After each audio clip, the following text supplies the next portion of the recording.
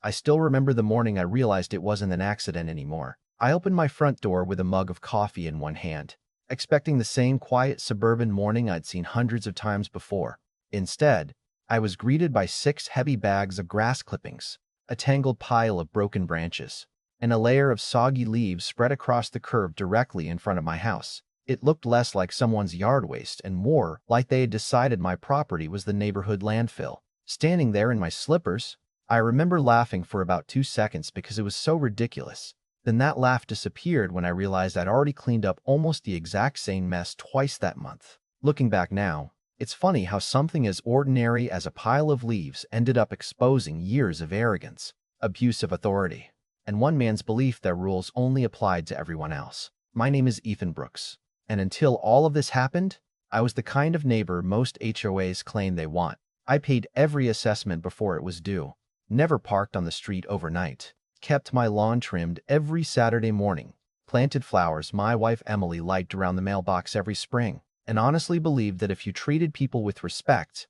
they'd usually return the favor. We had lived in Maple Creek Estates for almost 9 years, raised our daughter there, knew nearly everyone by first name, and had never once received so much as a warning letter from the HOA. I wasn't anti-HOA either. I actually believed they served a purpose when people acted reasonably. The problem was that reasonable people don't always stay reasonable after they get a little authority. Our HOA president wasn't named Gerald. His name was Richard Sloan, and for almost 7 years he had slowly transformed from a retired insurance salesman who volunteered for the board into someone who genuinely acted like he owned the neighborhood. Richard loved procedures when they benefited him and loved exceptions when they benefited him even more. Every Saturday morning he'd cruise around the subdivision in his white golf cart carrying a clipboard thick enough to look official. He measured grass, photographed trash cans, counted holiday decorations after deadlines, and somehow always managed to find violations that nobody else noticed. People smiled when he drove by, but the smiles always disappeared the moment he turned the corner. During neighborhood cookouts, you'd hear the jokes. "Better hide that garbage can before Richard sees it. Careful, he'll probably fine your dog for barking after sunset." Everybody laughed, but nobody laughed very hard because there was always a little truth behind the joke. I didn't think much about any of that because Richard had never bothered me personally. That changed one Tuesday morning. The first pile of yard waste showed up without any explanation. I figured the landscaping crew had accidentally left it there before pickup day. Mistakes happen. I dragged the bags over just enough so delivery trucks could still stop and didn't think about it again. 2 weeks later it happened again.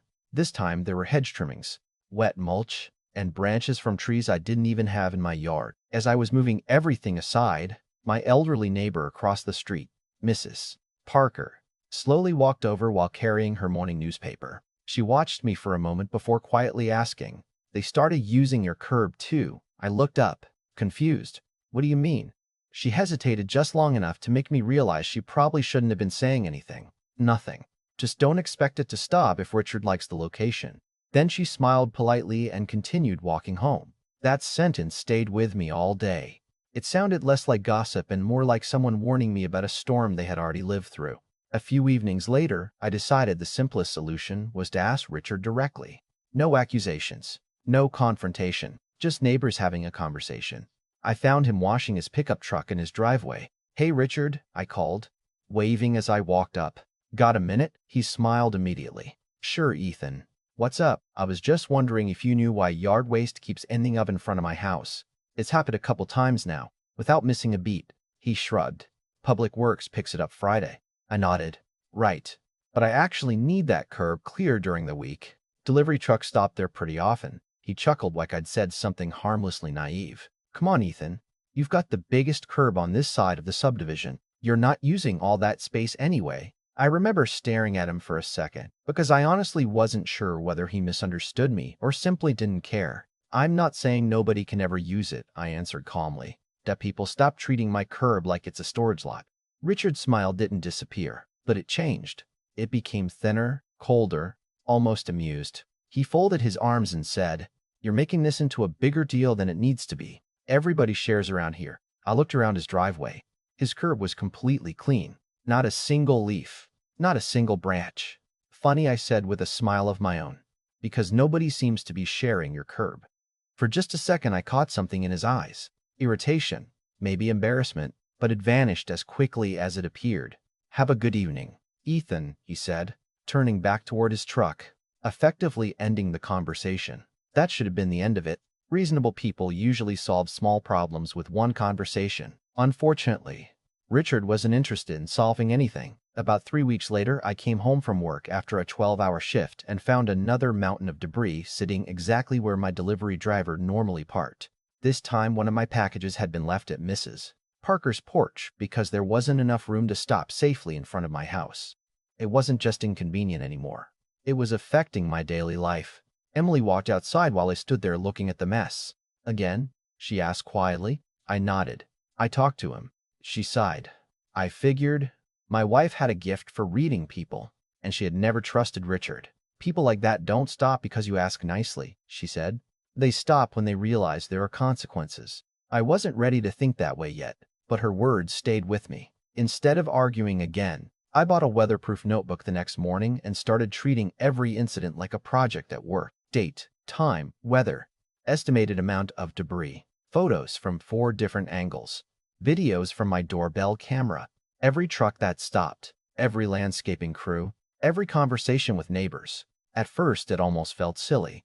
Who documents leaves? But after the 4th incident, I stopped wondering if I was overreacting. Patterns don't lie. Over the next 4 months, the piles kept coming with almost perfect timing, usually Tuesday afternoons or Wednesday mornings, always before Friday pickup, always in front of my property, never anyone else's. Sometimes there were only a couple bags. Other times there were enough branches to fill half the curb. Once there was so much wet mulch that rain washed it into the storm drain, leaving muddy streaks all the way down the street. I cleaned it because I didn't want the neighborhood looking neglected, but every shovelful made me a little more determined. The more I documented, the more interesting little details I noticed. The landscaping company always arrived at the community entrance first, worked their way through the common areas, then somehow ended up leaving extra material in front of my house before driving away. My security camera couldn't catch the entire street, but it captured enough to establish a routine. Even more interesting were the conversations I started having with neighbors once people realized I wasn't trying to create drama. Mrs. Parker finally admitted that Richard had been doing similar things for years, just not always with yard waste. If someone complained about him, their mailbox somehow ended up on the next inspection list. If someone questioned HOA spending, they'd suddenly receive violation letters for things that had supposedly been ignored for months. Most people just pay the fines and move on, she told me one afternoon while watering her flowers. They don't want to fight City Hall. "He's not City Hall," I answered. "He's just another homeowner." She smiled. "You might be the first person around here who's remembered that." A few days later, another neighbor, Tom Reynolds, stopped me while I was mowing. Tom had served on the HOA board years earlier before resigning. He lowered his voice before speaking. "You know why Richard likes your curb?" I shut off the mower. "Why?" Tom glanced around to make sure nobody else was listening. "Because delivery trucks don't stop in front of his house anymore. His wife complained about the noise years ago. They quietly started using your side of the street instead." I just stared at him. "You're kidding." Wish I was. Suddenly everything clicked into place. It wasn't random. It wasn't convenience. Richard had solved his own problem by creating one for someone else. Mine. That realization changed the entire situation. This wasn't carelessness. This was deliberate. It also explained why nobody else's curb was ever chosen. Mine was simply the easiest sacrifice. Instead of confronting Richard again, I decided to learn the rules better than he knew them himself. One Saturday morning, I sat at my dining room table with a cup of coffee in the HOA handbook. Most people never read those things cover to cover. I did. Every page, every amendment, every revision. About halfway through, I found exactly what I was looking for. Section 4, Paragraph 3. Organic debris may not be placed on or staged within another homeowner's designated curb frontage without prior written consent from that homeowner. I read it 3 more times just to make sure I wasn't misunderstanding it. Then I flipped to the revision history. The amendment had been approved less than 3 years earlier, proposed by Richard Sloan himself. I couldn't help laughing. Emily looked up from the couch. "What's so funny?" I handed her the handbook. "He wrote the rule he's breaking." She read the paragraph, looked at me, then started laughing too. "You can't make this stuff up." I spent the rest of the afternoon putting together a professional packet. Timeline: 8 documented incidents, photographs with timestamps, camera stills, notes from deliveries that had been interrupted, a copy of the exact HOA regulation highlighted in yellow. Then I wrote a calm, respectful letter addressed directly to Richard. No threats, no insults, no emotion. I simply explained that his repeated use of my designated curb violated Section 4, Paragraph 3 of the HOA regulations, attached supporting evidence, and respectfully requested that the practice stop within 7 days. I even ended the letter by saying I hoped we could resolve the matter informally as neighbors. Emily read it before I mailed it. Too nice? She asked. Maybe, I admitted, but if this goes further, I want everyone to see that I tried every reasonable option first. Richard signed for the certified letter 2 days later. I knew because the postal receipt came back. Then, nothing. No phone call. No email. No knock on my door. 7 days passed. 8 days. 9. Part of me actually started believing maybe that was enough. Maybe seeing everything laid out so clearly had embarrassed him into stopping. Then came the following Tuesday morning. I pulled into my driveway before work just after sunrise. And there they were. 2 fresh bags of grass clippings sitting directly in front of my mailbox like they had been placed there on purpose. Almost as a message. I parked the truck, turned off the engine, and just sat there staring through the windshield. Oddly enough, I wasn't angry anymore. Anger had burned itself out weeks earlier. What I felt instead was clarity. Richard had made his decision. He had received the evidence. He knew the rule. He knew I knew the rule. And he had gone out of his way to ignore all of it. Emily stepped onto the porch with her coffee, followed my eyes to the bags, then looked back at me. "Well?" she asked. I slowly smiled for the first time in weeks. "I think I'm done asking." She tilted her head. "What are you thinking?" I looked back at those 2 bags, then down the quiet street toward Richard's perfectly clean house. "I'm thinking," I said, "it's finally time to return something that doesn't belong to me." The next morning, instead of driving to work early, I drove to the rental place just outside town and picked up the smallest flatbed utility trailer they had. The guy behind the counter asked if I was hauling furniture. I smiled and said, something like that. By the time I got back to the neighborhood, the street was still quiet. A couple of retirees were out walking their dogs. Kids were waiting for the school bus at the corner. And nobody paid much attention as I backed the trailer up beside my curb. I pulled on a pair of work gloves, grabbed a rake and a shovel, and started loading every single bag, every branch, every handful of loose grass into the trailer. I wasn't angry. I wasn't rushing. If anything, I was calmer than I'd been in months. I wasn't vandalizing anything. I wasn't dumping trash on someone's lawn. I was simply collecting property that had been placed on my curb without permission. When I finished, I swept the pavement clean until it looked exactly the way it had before anyone decided to use it as a neighborhood storage lot. Then I climbed into my truck and drove exactly 2 blocks. Richard's house sat on a gentle corner lot with one of the cleanest curbs in the subdivision. Of course it did. I parked, checked that the street was clear, and carefully unloaded every single bag onto the public curb directly in front of his house. Not on his grass, not in his driveway, not even an inch over the property line. Just neatly stacked on the same kind of designated curb frontage his own HOA handbook protected. I even lined the bags up straighter than they'd ever been in front of my house. When I finished, I looked at the pile for a second, nodded to myself, got back in the truck, and drove home. That was it. No speech, no dramatic confrontation, no yelling. Sometimes silence is louder than anything you could ever say. At exactly 6:58 the following morning, my phone buzzed. Richard.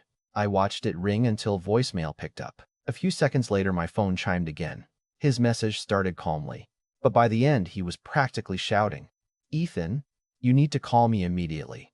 I don't know what kind of stunt you think you're pulling, but you had absolutely no right to dump all that yard waste in front of my house." I actually laughed out loud when I heard that sentence. No, right? That phrase echoed in my head all morning. I didn't call him back. Instead, I opened the folder I'd been building for 4 months, added photos of the neatly arranged bags in front of Richard's curb, attached my documentation log, included the certified letter he'd ignored, the highlighted HOA rule, the trailer rental receipt, and a brief cover letter addressed to every member of the HOA board. My closing sentence was simple.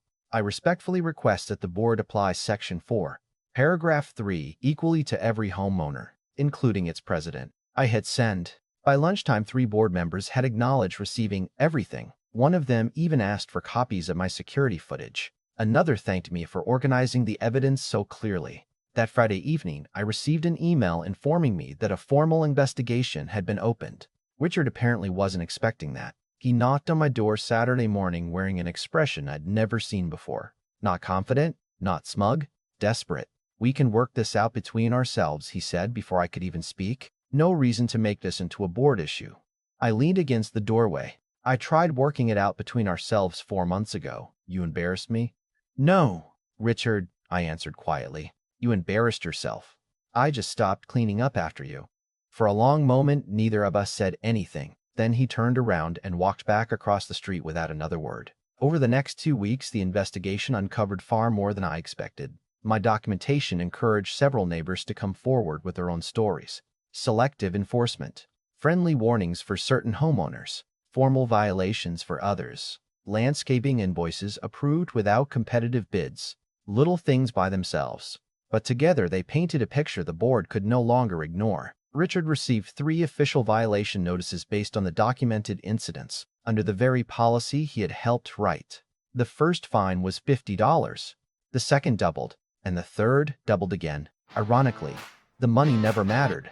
The embarrassment did. At the following monthly HOA meeting, held in the clubhouse where Richard had chaired meetings for years, he quietly announced his resignation before anyone else could bring up the investigation.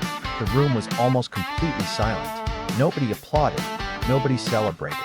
People simply watched as a man who had spent years reminding everyone else about accountability finally experienced it himself. A new board was elected a month later, one that focused less on control and more on solving problems. The landscaping company received written instructions that yard waste would never again be staged in front of any homeowner's curb without permission.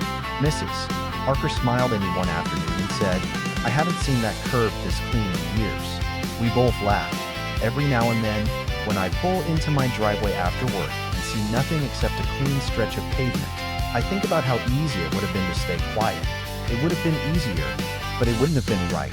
Sometimes standing up for yourself doesn't require yelling, lawsuits, or revenge. Sometimes it simply means refusing to carry someone else's mess any longer and calmly placing responsibility back where it belongs." Now I'm curious what you think. Did I go too far by returning every bag to Richard's curb? Or was that the only language someone like him was ever going to understand? If you had been in my position, how long would you have waited before doing the exact same thing? Let me know your thoughts in the comments.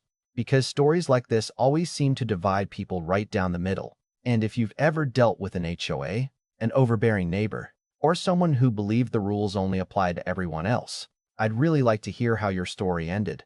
If you enjoyed this one, don't forget to like the video, subscribe for more real neighborhood justice stories, and I'll see you in the next one.